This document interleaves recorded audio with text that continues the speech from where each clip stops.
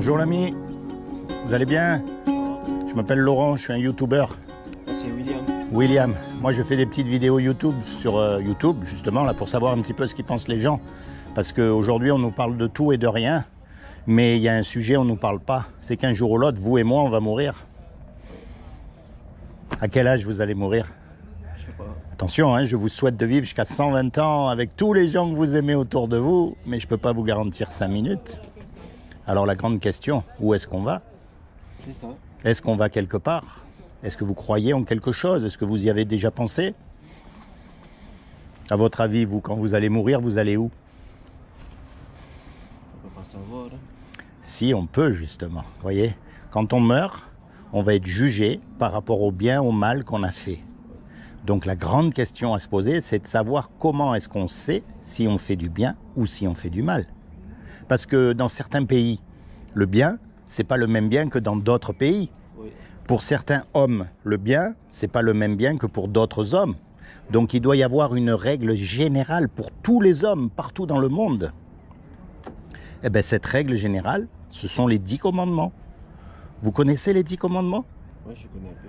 Alors on va voir comment vous allez faire. Et attention, je ne vous juge pas parce que moi j'ai lamentablement échoué. Il y a un commandement, il dit, tu ne mentiras pas. Est-ce que vous avez déjà menti? Une fois, Comment on appelle quelqu'un qui ment? un menteur. Un menteur. Il y a un commandement, il dit, tu ne voleras pas. Est-ce que vous avez déjà pris quelque chose qui n'est pas à vous? Oui. Comment on appelle quelqu'un qui fait ça? Quelqu'un qui vole, c'est Un voleur. un voleur. Il y a un commandement, il dit, tu honoreras toujours tes parents. Est-ce que vous avez toujours honoré vos parents? Non. Non?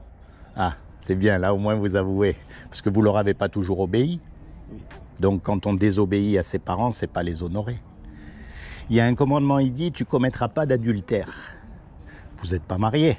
Non, pas encore. Donc vous allez dire, ouf, là je suis tranquille. Eh ben non, parce que Jésus a dit, quiconque regarde une femme pour la convoiter a déjà commis un adultère avec elle dans son cœur. Vous avez déjà regardé une image pornographique? Oui, déjà. Alors, c'est pas moi qui le dis, c'est vous. Oui. Vous êtes un menteur, un voleur, vous honorez pas vos parents et en plus vous êtes un fornicateur de cœur. Le jour du jugement, quand vous serez face à cette loi morale qui est parfaite, est-ce que vous serez déclaré coupable ou innocent? Coupable. Et si vous êtes coupable, vous allez au paradis ou en enfer? En enfer. Ah, et ça vous gêne pas de savoir que si vous mourrez là maintenant, vous partez en enfer? Si, un peu. Si, quand même, hein. Ça nous gêne. Hein. Ça, c'est ce qu'on mérite tous. Il n'y a pas un homme qui a jamais menti, qui a jamais regardé quelque chose qu'il fallait pas. Il n'y a pas un homme, même le pape, tous les hommes. Regardez un petit garçon. On n'est pas obligé à lui apprendre à faire des bêtises. On apprend tout seul. Tout seul, il sait faire les bêtises. Pourquoi? Parce que, en fait, on est conçu dans le péché. Déjà, depuis le ventre de notre mère, on n'est pas bon. Et on ne peut rien y faire. Et tout ce qu'on mérite de la part de Dieu, c'est son châtiment. C'est l'enfer pour l'éternité. Ça, c'est la mauvaise nouvelle. Mais heureusement qu'il y a une bonne nouvelle dans l'histoire. Vous croyez en Dieu quand même? Oui, un jour, il reviendra. Bon, la bonne nouvelle, c'est que c'est Dieu qui nous a fait. Et un créateur, ça aime ce que ça crée. Toujours. Un musicien, il aime sa musique. Oui. Un cuisinier, il aime les petits plats qu'il fait. Donc Dieu qui nous a fait, il nous aime. Et quelqu'un qui nous aime, il ne veut pas nous envoyer en enfer, c'est pas possible. Voyez? Oui. Donc, il a fait quelque chose pour que vous et moi, malgré qu'on soit coupables, on puisse éviter son châtiment. Est-ce que vous savez ce qu'il a fait?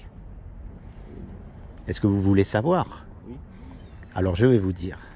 Comme il a trouvé aucun homme de parfait sur la terre, ni le pape, ni le rabbin, ni l'imam, aucun homme, même le religieux des religieux, personne ne pourra dire qu'il a accompli la loi. Comme il a trouvé aucun homme, eh bien, il est venu lui-même sur terre. Et il s'est habillé avec un corps. Il a pris une forme humaine qui est Jésus. Et il a dit, quiconque croit que Jésus est le Fils de Dieu et qu'il est ressuscité des morts, il aura la vie éternelle à mes côtés. Quand Jésus il est mort à la croix, Lui qui est Dieu sur terre, il n'a jamais péché. C'est le seul qui a accompli la loi. Il n'a jamais menti, il n'a jamais volé, il a toujours honoré ses parents, il n'a jamais regardé une image pornographique, il a toujours mis Dieu en premier dans son cœur. Il a fait la loi parfaite.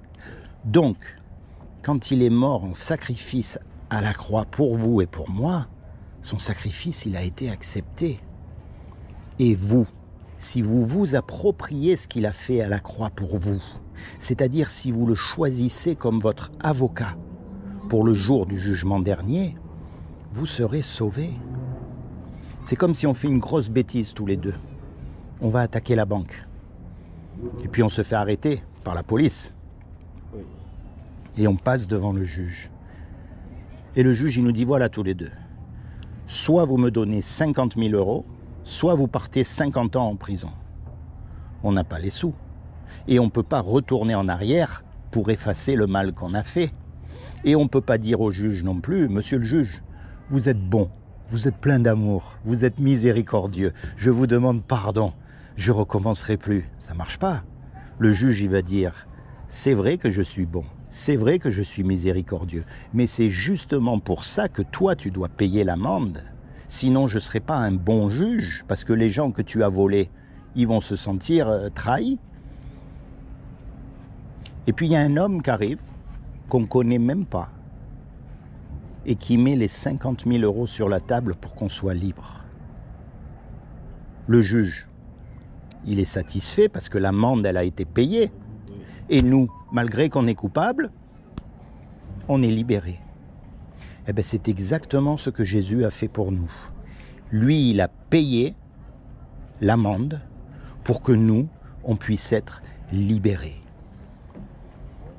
Alors maintenant, quelqu'un qui t'a rendu ce service, quand à son tour il va te demander un petit service, tu vas lui rendre, c'est normal. Oui, c'est normal. Alors par exemple, on va prendre le mensonge. La prochaine fois que tu es confronté au mensonge, tu vas dire là, si je mens, ouf, personne ne va le savoir, je m'en sors bien. Mais dans ta tête, tu vas dire, Jésus, il est mort pour moi, à cause de mes mensonges. Et il me donne le paradis gratuit, j'ai rien à faire. Je ne peux pas continuer à mentir, c'est pas possible, c'est comme si je lui crachais à la figure. Oui. Donc de moi-même, je choisis, par conscience envers Dieu, de ne pas mentir. Tant pis combien ça va me coûter, c'est pas grave. Mais je préfère suivre Jésus que suivre mes propres peurs à moi. Et ça, c'est ce qu'on appelle la repentance. C'est-à-dire que jusqu'à aujourd'hui, vous vivez dans le monde comme tout le monde. On ment, on regarde des images pornographiques, on fait n'importe quoi. Mais à partir d'un jour, vous dites non, maintenant c'est fini. Je veux suivre Jésus parce que je l'ai choisi comme mon avocat pour le jour du jugement dernier. Et à partir de ce moment-là, vous choisissez à faire ce qui est bien et à repousser ce qui est mal. C'est ce qu'on appelle la repentance, c'est-à-dire que vous vous tournez vers Dieu. Oui, je vois. Et vous savez, cette loi, elle est écrite dans votre cœur. Parce que quand vous mentez, vous savez que vous avez menti et que c'est pas bien. Oui, c'est pas bien. Quand vous regardez une image pornographique, vous savez que c'est pas bien. C'est vrai ce que je dis. C'est vrai. Cette voix, elle est écrite dans notre cœur. Mais il faut l'écouter. Parce que si on ne l'écoute pas petit à petit, elle va plus nous parler. Et alors là, vous pourrez mentir, c'est pas grave, et mentir, et voler, faire des tas de mauvaises choses. Mais si vous l'écoutez, si vous êtes sensible, petit à petit, elle va vous aider à vous rapprocher et à marcher avec Dieu. C'est comment votre prénom? Pakonga Iti. Comment? Pakonga Iti. Patonga Iti. Ça veut dire quoi? Enfin, je viens de Tahiti. Ah, Patonga Iti. D'accord. Sois béni, Patonga Iti. Merci. Je prie Jésus vraiment qui se révèle dans ton cœur comme ton Seigneur et ton Sauveur, qui t'accorde le désir de ton cœur, qui te détourne du péché à tout jamais, et plus que tout, qui permette que tu rentres dans ta destinée éternelle. Il n'y a rien de plus important que ça, la mort, parce qu'on y va tous. Mais c'est pas fini. Il y a toute une vie après. Soit on retourne avec Dieu, soit on va loin de Dieu avec le diable. Et ça, c'est pas bon. Tu vois? Surtout toi qui viens des îles, tu vois la beauté de ce que Dieu a fait partout. Alors imagine, tu peux aller le rejoindre.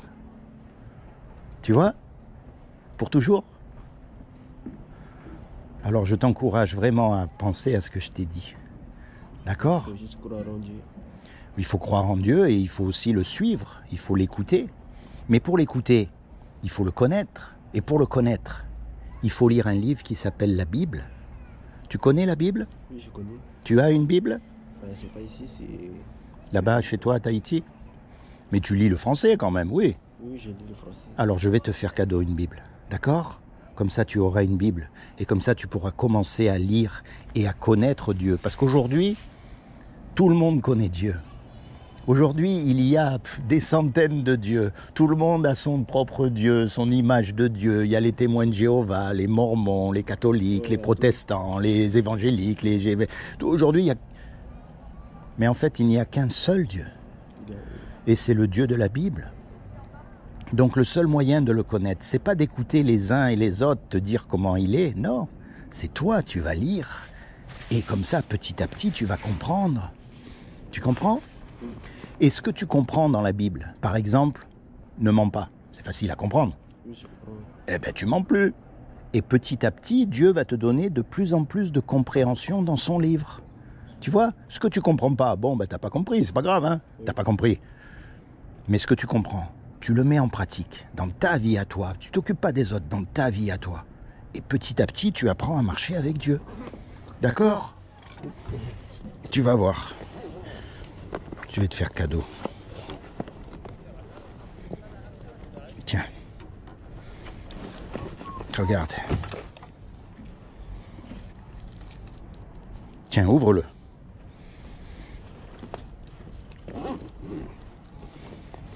Voilà. C'est difficile hein, quand c'est neuf. Hein. C'est dur. Et tu fais quoi ici au fait? Je suis militaire. Ah bah oui. En plus militaire. C'est quand même un petit peu dangereux des fois. Hein, ça peut devenir dangereux. Voilà, c'est pour toi. Comme ça, tu l'auras ici. Donne, donne, donne. Alors, va dans le livre de Jean. Tu vas voir le livre de Jean. C'est vers la fin. Matthieu, encore. C'est avant Acte, avant celui-là. Voilà. Va au début, c'est-à-dire au numéro 1. Numéro 1. Voilà. Encore. Voilà. Eh ben décidément, encore une. Vas-y, fais-le toi parce que... Voilà. Ça, c'est le livre de Jean. C'est pour apprendre à connaître Jésus, le Jésus de la Bible. Moi, je t'encourage à commencer dans ce livre-là. Et après, tu vas où tu veux. D'accord? Je vais te mettre un marque-page. Comme ça, tu te souviendras. Ça, c'est un petit résumé de ce que je t'ai dit. Okay. D'accord?